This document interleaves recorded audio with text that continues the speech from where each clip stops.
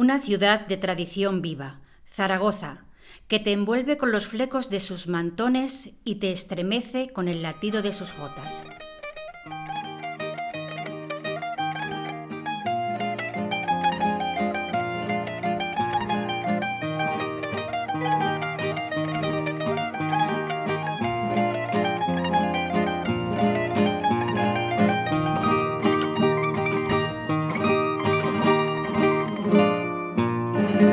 El rosal de Zaragoza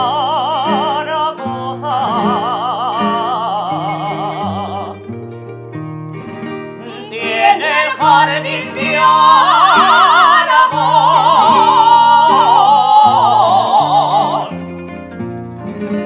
El rosal de Zaragoza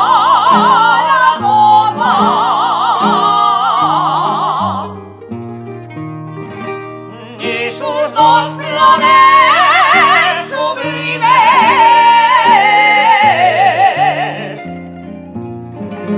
son el pilar y la jota.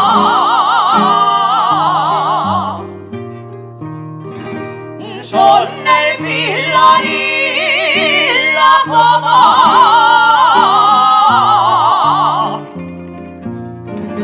Tiene el jardín de Aragón.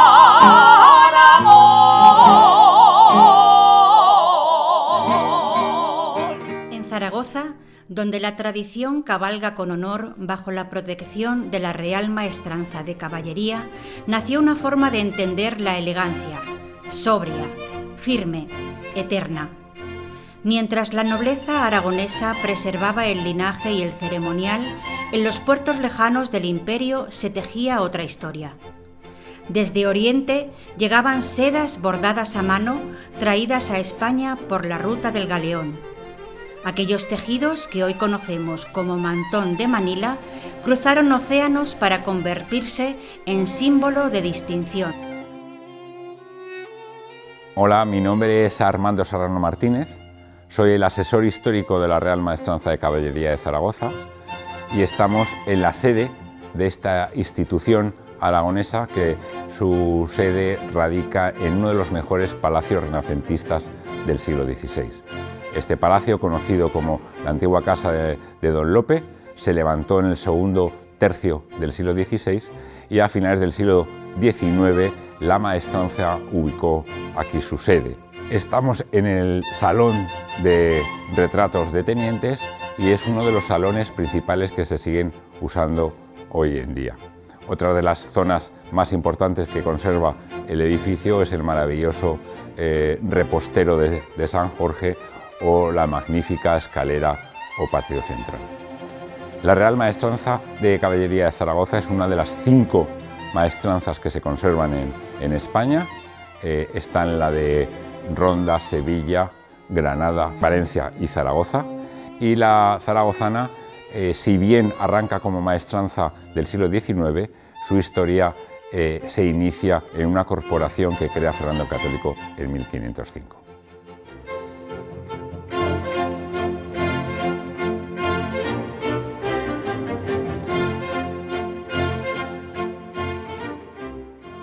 Hola, ¿qué tal? Soy Fernando José Ortiz de Lanzagorta Vivet, un apasionado de la ropa tradicional y la recreación histórica. Os voy a presentar cómo se vestía la mujer española a comienzos de, finales también del siglo XVIII y comienzos del XIX. Dos tendencias que estaban imperando en este país, que una es la ropa imperio y después el majismo, la ropa popular de las clases burguesas de la mujer en ese momento. Aquí este Izarbe lleva un vestido imperio, abandonamos ya la ropa del siglo XVIII, los cuerpos apretados, y esto es un vestido entero de confección. Hoy os hemos traído este hoy porque es bastante extraño que una ropa un algodón del siglo XVIII se emplease también para el siglo XIX, porque estamos aquí con como os comentaba antes, una moda imperio. Empieza a aparecer, abandona el pañuelo y aparecen los chales. Casi todas estas prendas venían del extranjero. Esto es una seda Con esta también se acompañarían la manera de hacer el rebozo y taparse. La manera de la colocación sería esta, ¿vale? Se taparían, irían así. Como os he comentado antes, que empezarían a aparecer todas estas prendas, la mayoría de importación. Tenemos aquí un chal de... Este no es de Cachemira, este es de Pakistán. Con esto se llegaban hasta a rodear el cuerpo. Luego veremos que estas piezas que empiezan ellas a llevar, volverían a... bueno, no volverían, sino que serían tomadas por la mujer del pueblo, y esto se convertiría en lo que ahora llamamos un mantón de 8 puntas, en un pañuelo tradicional. Lo mismo, y luego pasaría al pueblo, con el paso del tiempo, a convertirse en una prenda tradicional, lo que podemos ver, el pañuelo de pecho de una señora. O lo que podemos ver, un pañuelo en seda, que lo mismo, luego esto de las clases sociales altas, pues irían a los cuerpos de las mujeres del pueblo, en cuanto iría pasando todo el siglo XIX. Y ahora os voy a presentar el modelo de la maja, el majismo. La maja era un mundo, o sea, la maja era todas las tendencias que podía llevar una mujer a principios del siglo XIX. Era una forma de vida. Trabajaban, vivían solo para ellas. Les encantaba la seda, todas las piezas traídas del extranjero. Y bueno, esto nos puede recordar a toda la obra pictórica del siglo XIX. Lleva la basquiña, que está confeccionada en una seda, con luego un volante en encaje de seda, el delantal como prenda de adorno, el cuerpo,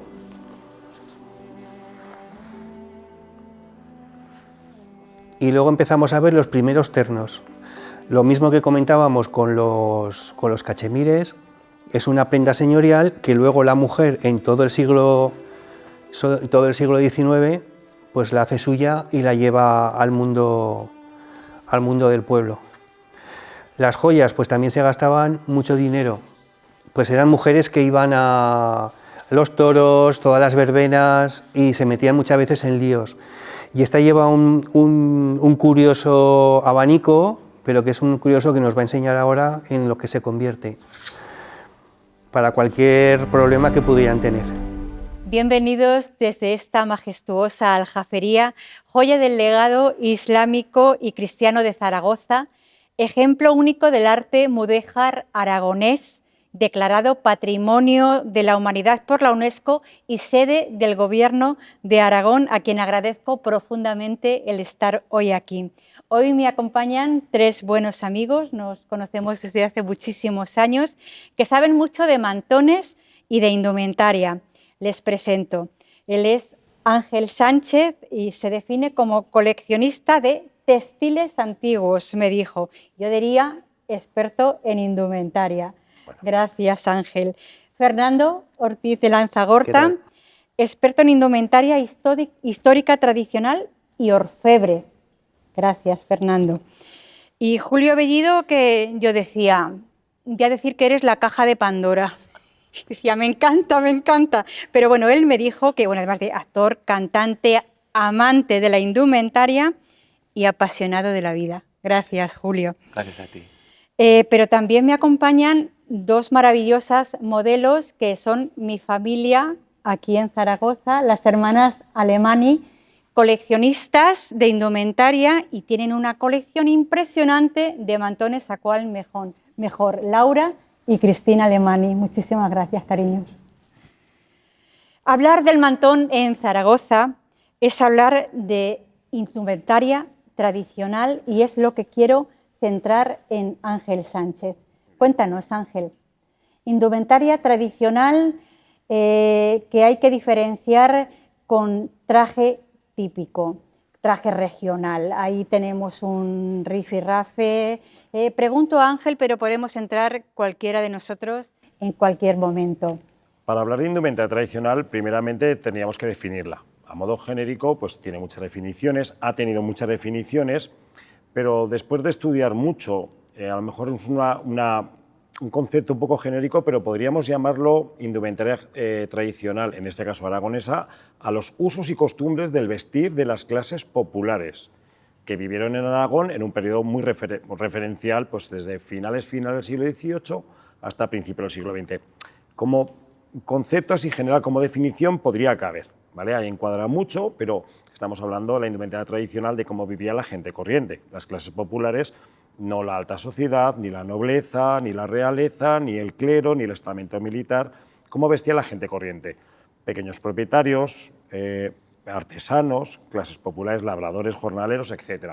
Entonces, lo que hace referencia, bajo mi punto de vista, es, claro, pero es una opinión un poquito personal, sería ese estrato de la población, sobre todo la parte esta del siglo XIX, prácticamente todo el siglo XIX, hasta principios del siglo XX. ¿Y qué papel juega el mantón de Manila en esa época, en esa indumentaria que estamos hablando? Hombre, el mantón de Manila es la pieza excepcional del ajuar de toda la mujer. Los ajuares, la ropa se construía al cabo de la vida, pero principalmente las mujeres, a la hora de casar, era cuando se le proporcionaba a las familias esas lotes de ropa más grandes, ¿de acuerdo? Entonces, claro, si la familia podía tener una pieza de Manila, pues eso era algo excepcional, algo exótico, que no todas las familias podían tener. Hemos encontrado muchas familias que, por la tradición que nos ha dicho los herederos de estas, pues se las dejaban entre hermanas, o a lo mejor una madrina, pero todo el mundo no tenía accesibilidad a los mantones de Manila. Hay que tener en cuenta que la Manila hacia España venía poco a poco y no había para todo el mundo. Había luego pues, otro tipo de mantones, imitaciones en lana, en otro tipo de materiales más sencillos, o que daban el aire, pero no llegaban a ser lo que son mantones de Manila como los conocemos, que son mantones de 1,60 m aproximadamente, bordados en color o en colores, con unas dimensiones muy reconocibles. Pero, a ver, curiosamente, bueno, ellas nos están representando cómo irían dos mozas en la ofrenda de flores y rosario de cristal. A mí me llama la atención que de una parte de 3 o 4 años a esta parte no se ve tanto mantonazo. O sea, aquí está como un poco dividido la opinión de ir a los mantones más sencillitos y no a los rosas, mucho bordado, mucho mantonazo. Y yo siempre digo, vamos a ver, había de todo. O sea, aquí se trata que una mujer, cuando llegaba un día de fiesta, se ponía lo que mejor tuviese. Lo que mejor había en su casa, sí, en ese momento. Entonces, ¿por qué esta tendencia ahora de ir como más humildemente vestidos y demás? Venga, que esto aquí me interesa que... Bueno, yo tengo mi opinión, por supuesto. Yo creo que hay dos corrientes, ¿no? Como bien ha dicho Ángel, una cosa es la indumentaria tradicional, a la hora de vestir, reconocer una serie de atuendos que antiguamente se vestían y entonces simular esa forma de vestir. Y luego está otra parte que es lo folclórico. Lo folclórico, los grupos de jota o... Bueno, básicamente sí, los grupos de jota, ¿no? Que entonces son ellas, en este caso, hablando de los mantones, las que rigen la moda, siempre, las joteras. Entonces, esto va un poco por tiempo, por décadas, por gusto. Antiguamente, por ejemplo, en los años 40, 50, 60, se llevaban grandes mantones de Manila, sobre todo, por ejemplo, las cantadoras a la hora de cantar, que siempre decíamos que iban sujetos puestos a caja, y ahora hay una corriente que intentan buscar algo más parecido a la indumentaria tradicional. Pero son esas dos corrientes que realmente son las joteras las que marcan sí, eso sí que el gusto. Eso es cierto, creo que ha existido siempre. El ver a una persona subida en un escenario era pues como lo que yo tengo que acceder o que seguir. Si esta persona viste de esta manera, será lo que se lleva y será lo propio de antes. Pero claro, vemos que muchas veces no ha podido ser así. Tenemos ahora mismo también, hay que entender también un poquito que hablar de los mantones grandes, ahora se llaman un poco mejor más livianos, más pequeños, otro tipo de indumentaria. Tenemos que tener en cuenta que los últimos 10, 12 años, el clima para el Pilar, cuando más gente se viste, ha sido más propicio. Ha cambiado mucho a mucho más calor. Entonces hay que tener también un poquito pues, el tema de la comodidad de las personas a la hora de vestir. Pero siempre que, como decían Julio y Fernando igualmente, cuando nos vestimos lo que tenemos que hacer es una recreación histórica, o sea, tenemos que basarnos en algo para recrearlo. Y como decía Julio, hay una corriente que quiere más o menos mantener esa forma de vestir tradicional, y otras pues que, pues bueno, pues porque pues esto me pongo. Tampoco se Claro, preocupa mucho. es Me que- parezco a esta que ha salido en la televisión o en un Efectivamente. concurso y ya está. Yo siempre hago, o me gusta a mí hacer una diferencia, ¿no? Lo que dice Ángel y Fernando, lo que es la indumentaria tradicional y luego el traje de baturro o el traje de jotero, que es muy lícito también. Es una especie de evolución de esa indumentaria tradicional que se utiliza para lo que se utiliza, que son básicamente los escenarios. Entonces, ahí hay otro código. Todos queremos estar guapos. Pero es que, Julio, y te piso, Sí. perdona, pero creo que las propias agrupaciones son las que no tienen claro eso, porque últimamente lo que se está haciendo es, con el traje tradicional, que se ha investigado mucho ahora y que la gente lo respeta, bailar y cantar esas coreografías. Yo prefiero el escote, la media de garbanzo, aunque me matéis y tal, pero házmelo, que eso que hagas lo vistes y lo bailes y lo cantes bien, y que cada cosa en su estantería. El mezclar los zapatos con las toallas, que es lo que se está haciendo, bastante complicado. Y luego no sé lo que pensaréis, pero creo que últimamente, yo porque me toca estar, por suerte, todo el día del Pilar en la ofrenda, cada vez se viste a peor por esta mezcla de tantas opciones, y de la gente creo que está un poquito loca también. Sí. Antes te vendían el mantón ese de carnívoras pequeñas, negro o blanco, no había más. ¿Qué lo quieres, negro o blanco? La falda de brocao corta, la alpargata o el zapato, y la media calada con su buena garbanzada, y la faja roja, y de ahí no te podías mover. Y claro, ahora ha sido ya como toda una explosión, que un señor que vende tapicerías también vende ropa tradicional. Aquí la gente, todo el mundo se apunta a lo mismo, y lo que decimos, se ha perdido el mantón. Se ha perdido el mantón desde hace un montón de años. Se va a gastarte lo mínimo, porque dejémonos de tonterías, si te quieres vestir cuesta dinero. Eso de que es barato no es barato. Siempre ¿vale? ha sido caro. Los mantones de Manila, antiguamente, ¿dónde se encontraban? Claro. Bueno, quizá yo también creo que se ha visto influenciado la tendencia a vestirse de una determinada manera también por los certámenes de los concursos de indumentaria, porque la gente ve lo que se premia y quiere imitar para buscar el ser premiado. Ojalá. No sé yo si me estoy metiendo en camisas de 11 Ojalá varas. fuese así. Si, por ejemplo, el concurso que hacéis para el Pilar, o sea, que estás tú de jurado para el Pilar, tuviera una trascendencia, ojalá, aunque fuera repitiendo más o menos los mismos atuendos, pero es que ni eso. Te puedes pegar horas y horas viendo la ofrenda, y a lo mejor ves un mantón como el que llevas tú, que es una divinidad, lo ves con unas espardeñas, sí, con cuñas, claro, ya tira para una detrás. falda de Y al final, poliéster. al final siempre estamos los mismos, Sí, los que estamos sí. de espectadores, y lo que la gente lleva ese día, pero los mismos. Claro. Tú, el otro. Entonces, una moza que quisiese salir a la ofrenda del Pilar, como en este caso es Laura, ¿podría ir respetando más lo tradicional? ¿Sería Es que igual de debe válido que si fuese como mantonazo, haciendo alusión a la moda folclórica y demás? ¿Las dos cosas serían válidas? Yo creo que no. Yo creo que no. Todo el atuendo que se reproduce hoy en día tiene que tener tú tienes que evocar a tiempos pasados. No podemos inventarnos nada. Nos tenemos que parecer a lo que ya estuvo en aquellos años, o bien por testimonios escritos, o tenemos que conocer la tradición, o tenemos que conocer pues, imágenes de la pintura costumbrista grabados. Tenemos que hacer una recreación histórica de aquello que fue. No sirve cualquier cosa. Hoy en día pues podemos, sin embargo, la ofrenda de frutos, la gente va mayoritariamente bastante mejor vestida, más acorde, con una recreación histórica. Y el rosario todavía más. Se recrean unos atuendos pues, con una severidad y una solemnidad que no se dan en la ofrenda de flores. Es una pena, pero es así. Vamos a echar un repasito a cómo... Laura, Muy por bien. favor. Porque en este caso, el protagonista, que es el mantón, Laura lleva un isabelino a la de mosca del año 1860, y todo lo demás que le acompaña va de esa época también. Sí, es un atuendo totalmente reconocible, muy reconocible en cualquier punto de Aragón o del país. Lleva unos buenos volúmenes, que lo que tenemos que encontrar, sobre todo en la indumentaria femenina, es la cintura ceñida, la cadera abultada a través de la superposición de prendas interiores y el busto realzado. Eso ya nos lo da pues, el tipo de jubón o de prenda interior. En este caso lo que tapa y diluye esa silueta es este buen mantón, bordado en muchos colores, que da un atuendo totalmente reconocible. Pudiera ser de cualquier parte de Aragón o de cualquier parte de España.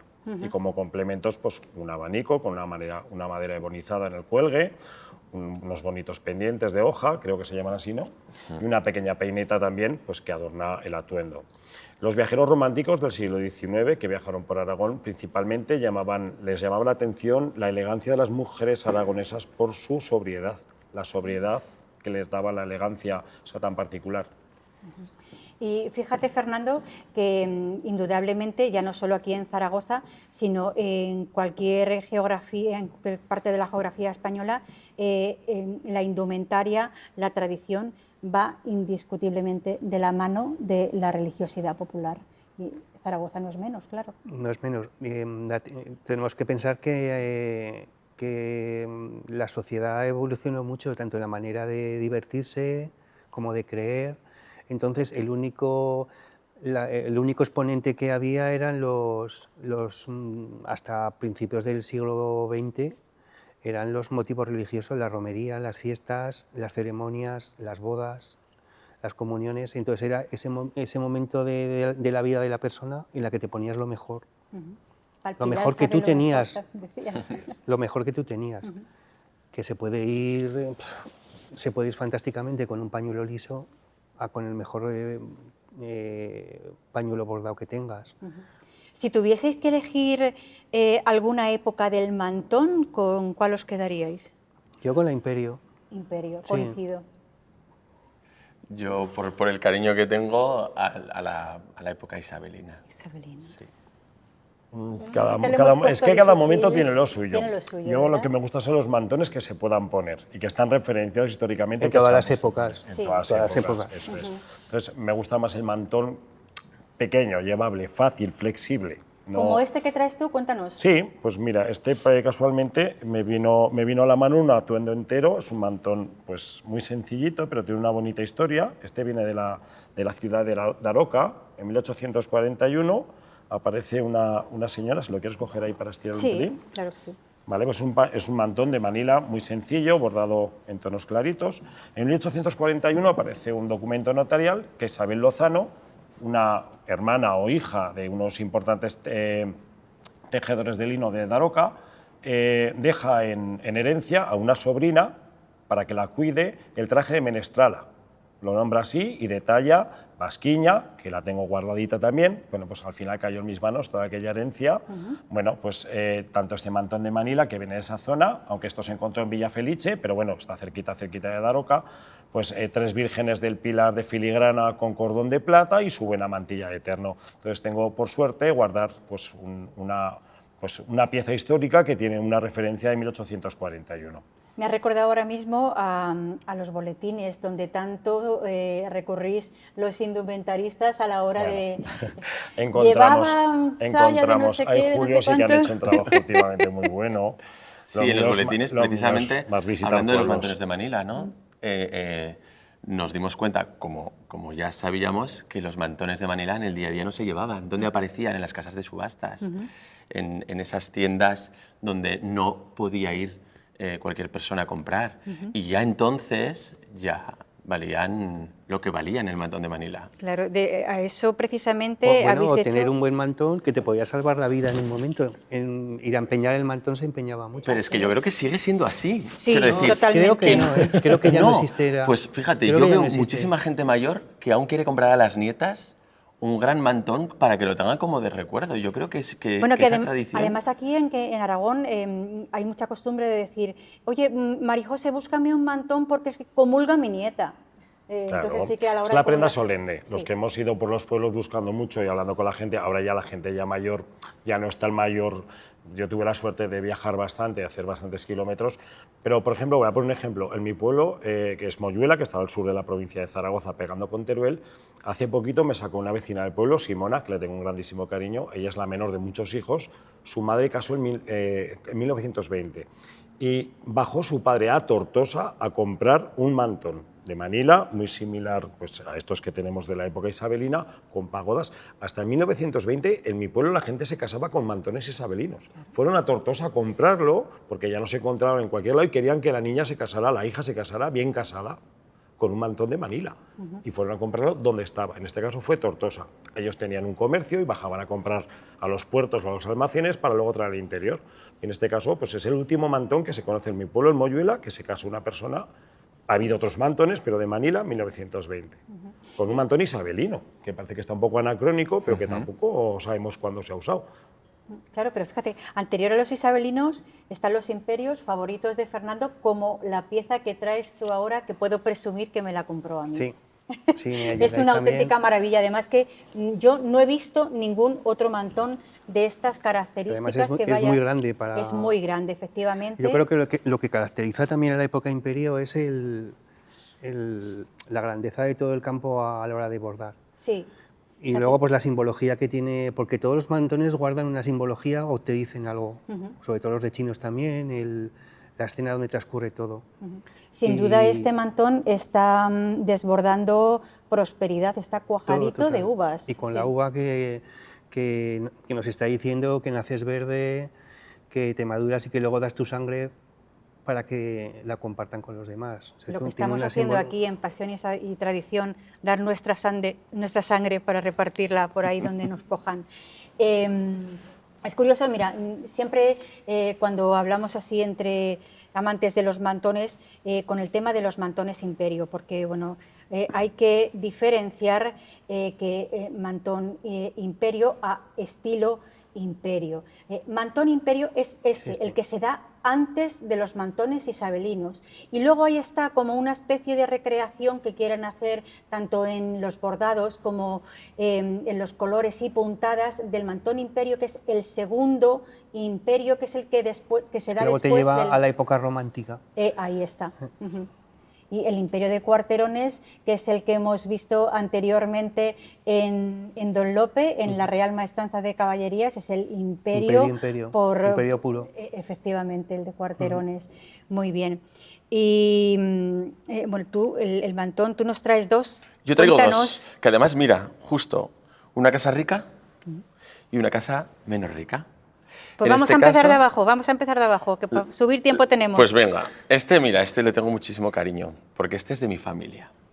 Este proviene de Ainzón y era de mi bisabuela y mi tatarabuela. Tiene una historia un poco... Isabelino, a la de Mosca. Sí, eso es. De los pobrecitos, de que los decimos. Pobrecitos, pero en mi familia se ha guardado hasta el día de hoy, se escondió, bueno, una historia un poco triste, porque se supone, por lo que a mí me ha llegado en boca de mis tías y de mi familia, mi bisabuela fue fusilada con él porque le tenía mucho cariño, porque era de su madre, y luego en él envolvieron los mechones de pelo de mi bisabuela y estuvo guardado durante muchos años escondido, hasta que lo encontraron y entonces me lo dieron a mí, que lo guardo con mucho amor y con mucho cariño. El mantón con el que he iniciado el programa en la Plaza del Pilar, igual estuvo todo el tiempo de guerra escondido, y luego cuando regresaron mi familia a casa estaba ahí el mantón intacto. Pero muchísimos años. Curioso muchísimos. La historia de los mantones. Y no sabían dónde estaba guardado, y estaba en una falsa.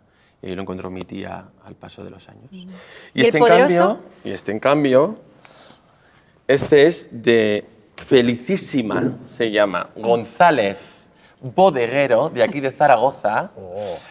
Ella es nacida en 1932, aún sigue ella viva, Felicísima, que es maravillosa, y me lo dio.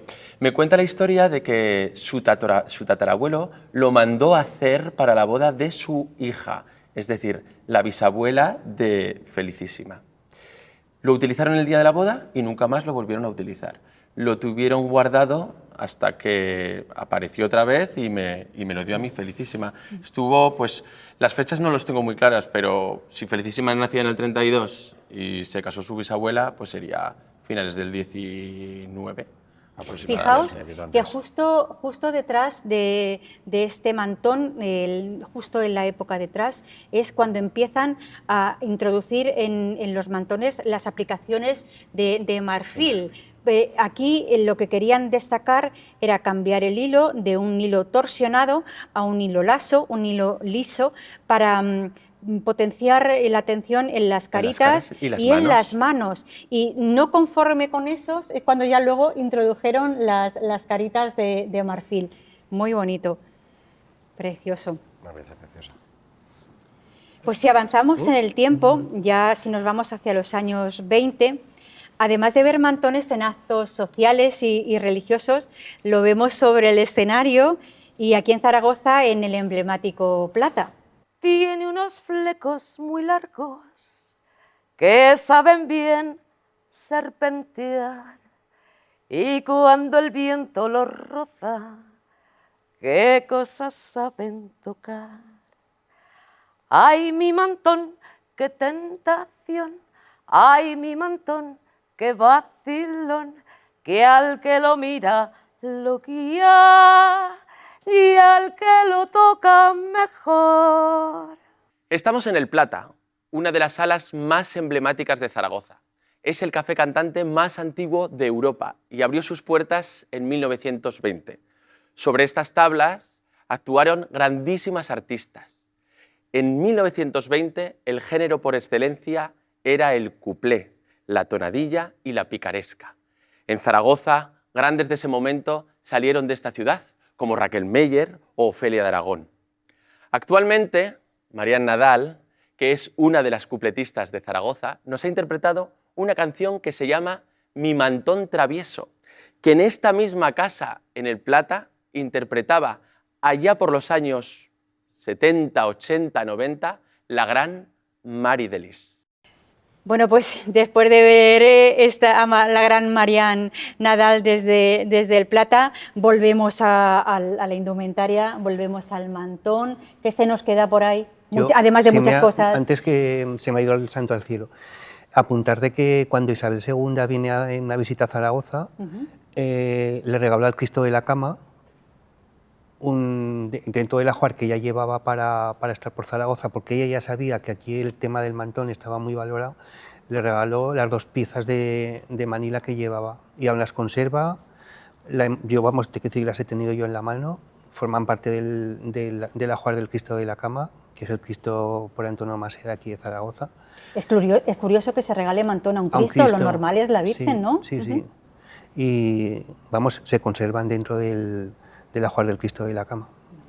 A ver, sin duda esto tiene que ser un continuará porque se nos queda, hemos hecho solo una pincelada sobre el mantón en Zaragoza, pero queremos también dar paso a Cristina Alemany porque yo creo que para mí el acto principal de las fiestas del Pilar es el Rosario de Cristal. ¿Estáis de acuerdo conmigo? Es no? el acto religioso más antiguo. Vale. Y más solemne, y que más se luce la indumentaria, la rica indumentaria. En este caso, Cris lleva un imperio de cuarterones, imperio auténtico, de los primeros, un color tabaco maravilloso, bordado en crudo, que fijaos el enrejado tan especial que lleva de espiguilla, que no todos los mantones encontramos con este enrejado. Es una maravilla de pieza y además lo luce, lo adorna muy bien, en una tonalidad muy severa, muy austera, como estas representaciones que tenemos en el Rosario. No hace falta ir de negro, sino colores a lo mejor severos. Lo que ella representa es un atuendo totalmente de respeto. Colores sobrios, volúmenes hermosos, tejidos unos brocados en la saya, una buena mantilla de raso con una decoración así en cordoncillo, su hermoso rosario en la mano, porque al rosario se va a rezar, y bueno, creo que lleva unos hermosos pendientes también por ahí un poquito más escondidos. Entonces, esa es lo que os decía antes, esa elegancia de la sobriedad que tiene la aragonesa, totalmente representada en el atuendo que luce, en mantón precioso y, bueno, una maravilla. Para ir terminando, me gustaría, por favor, que aconsejaseis a la hora de portar un mantón a todas las señoras, las señoritas que nos están viendo. María José, que somos amigos. El mantón va a los hombros. ¿A que sí? Bueno, yo... El mantón tienes una prenda que va a los hombros. Según el acto. Hombre, estamos hablando de una representación histórica. ¿Elegimos al mantón o el mantón nos elige? Ostras, que calladitos os habéis quedado. Yo creo que, fíjate, yo creo que tú eliges el mantón. Tú tienes flechazo. Yo lo tengo clarísimo. No, Cuando lo no ves, estoy de acuerdo contigo. ¿no? No. Yo en cuanto lo veo digo, este es. ¿Pero quién lanza la flecha? El mantón te elige a ti. ¿No? Bueno, sea como sea, Pregunta el complicada. mantón en Está Zaragoza... complicado, está complicado. Sea como sea, el mantón en Zaragoza es Jota. Y me faltaría aljafería para albergar a tantos y tantos amigos de este mundo de la Jota que me gustaría que me hubiesen acompañado aquí, tanto bailadores como cantadores, como indumentaristas, todos los que rodean el mundo de la Jota. Y desde aquí todo mi cariño a todos ellos, a los que están en vida y sobre todo a los que no viven, pero sí están en presencia y que me acogieron desde el primer momento en Zaragoza con los brazos abiertos. Pilarín Bueno, Pepa Mayén, Isabel Lafuente, Rosa La Sierra.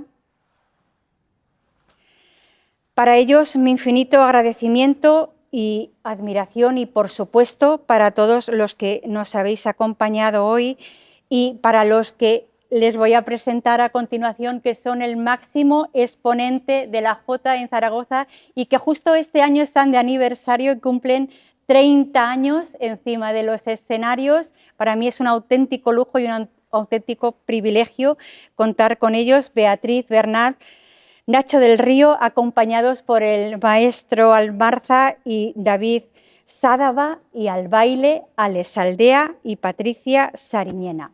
Gracias.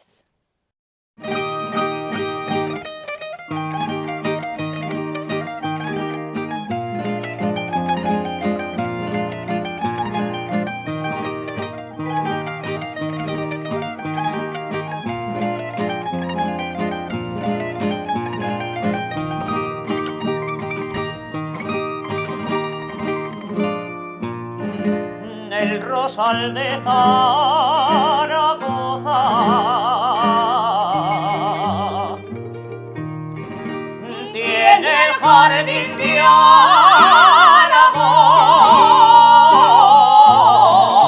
Aragón. El rosal de Zaragoza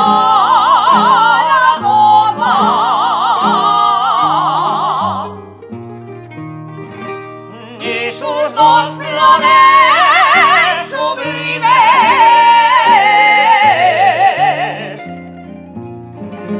son el pilar y la jota.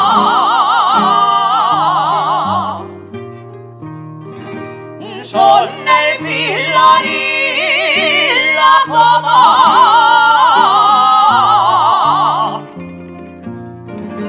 Tiene el jardín de Aragón.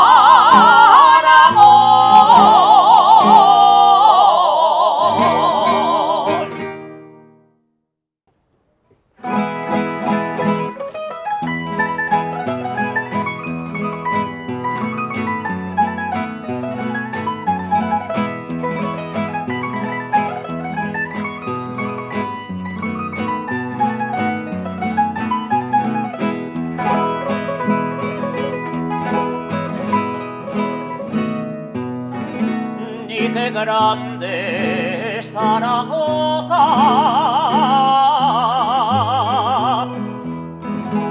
qué caudaloso es el Ebro,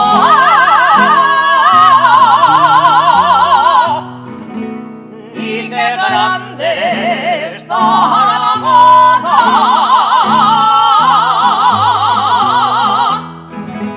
qué hermoso templo el Pilar, y qué brava es nuestra Jota,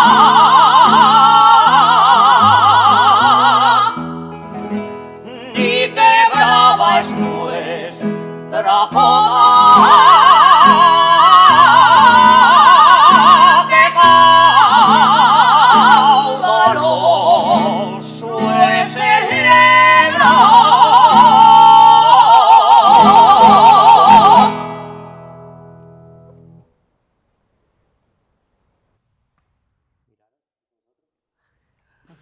Si no me dan Ahora, ¿por qué no nos hemos mirado? Siempre nos miramos mucho. Es verdad.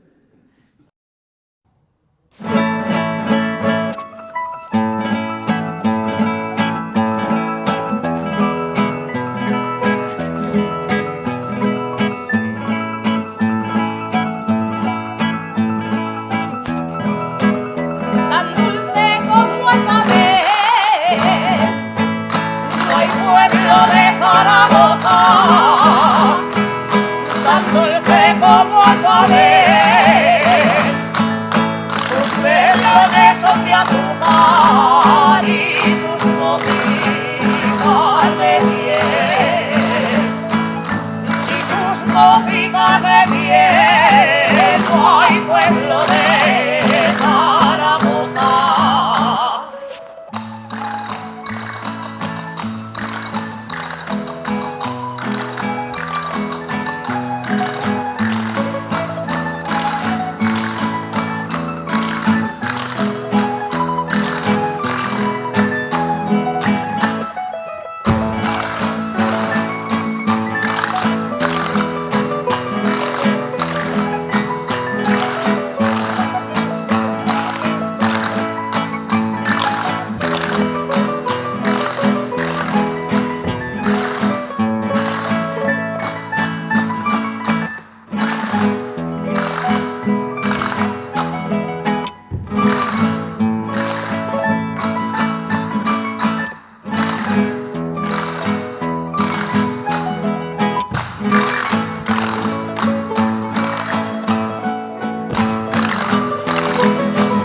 Por bailar y no bailé, subí la puerta corriendo. Por bailar y no bailé, perdí la cinta del pelo y ese es el jornal que eché. Y ese es el jornal que eché, subí la cuesta corriendo.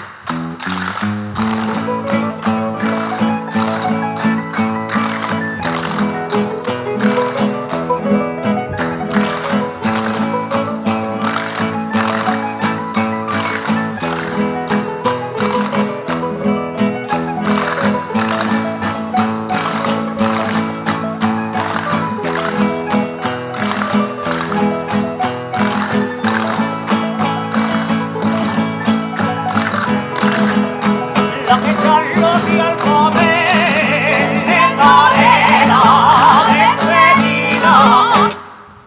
La que Carlos y al comer, con la botella en la mano, y el vaso para beber, y el vaso para beber. Le daré la despedida.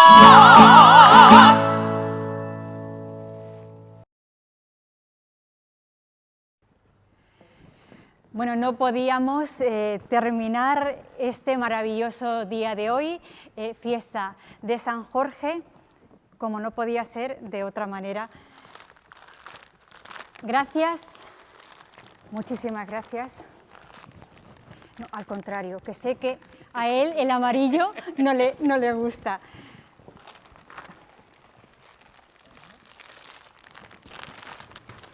Gracias.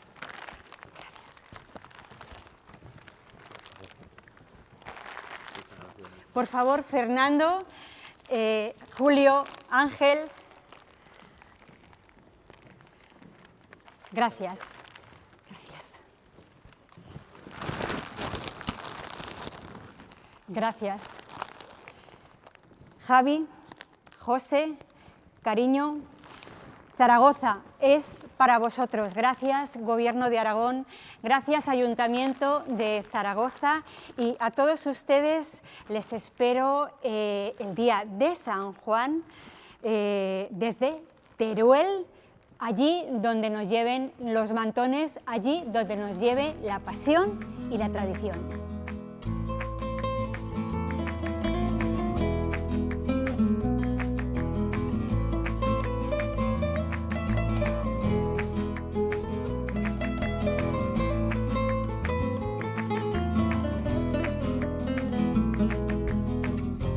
Thank you.